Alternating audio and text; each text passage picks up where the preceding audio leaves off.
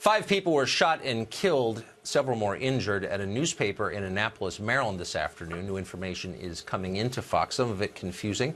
We're sorting it out. We also expect an update from the police in the next few minutes, and we'll take you there live when that happens. But first, good evening and welcome to Tucker Carlson Tonight. There was an ideological revolution on the left this week, and hardly anybody noticed it. For months, you may have noticed, members of the progressive fringe have been calling for abolishing ICE. That's the agency responsible for enforcing our immigration laws. That's not a mainstream position, obviously, and Democratic leaders seemed embarrassed by it. Nancy Pelosi and Chuck Schumer opposed the idea. So did many others.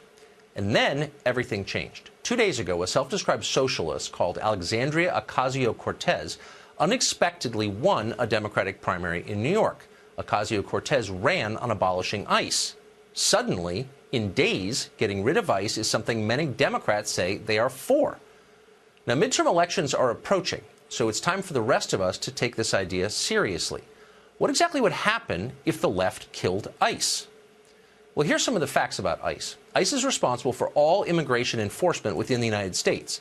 Last year, ICE arrested 32,958 illegal immigrants with criminal records.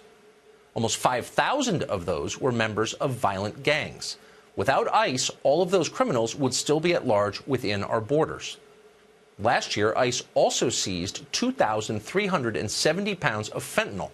That's the narcotic that is driving the single deadliest drug crisis in the history of this country. That's enough fentanyl to kill every single American citizen by overdose. Without ICE, that fentanyl would still be in circulation. And, of course, ICE is also the body responsible for deporting anybody illegally inside the United States. Last year, ICE removed more than 226,000 people who broke American law. ICE did that because ICE is the only agency we have to do it. Without ICE, criminal aliens could stay in this country with impunity. That would include gang members, drug smugglers, child molesters, convicted murderers. They could not be deported. Companies, meanwhile, could bring in an unlimited number of illegal workers. That would crash wages for American citizens, even more than it already has. It would be a disaster. But it's the point. The campaign against ICE is a campaign for open borders. And some are honest enough to admit that.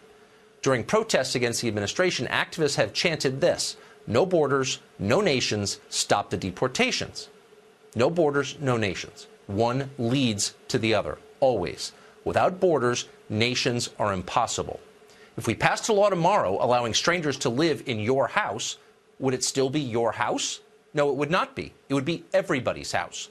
Soon, it would be nobody's house. That's the left's plan for America. Finally, they are saying it out loud.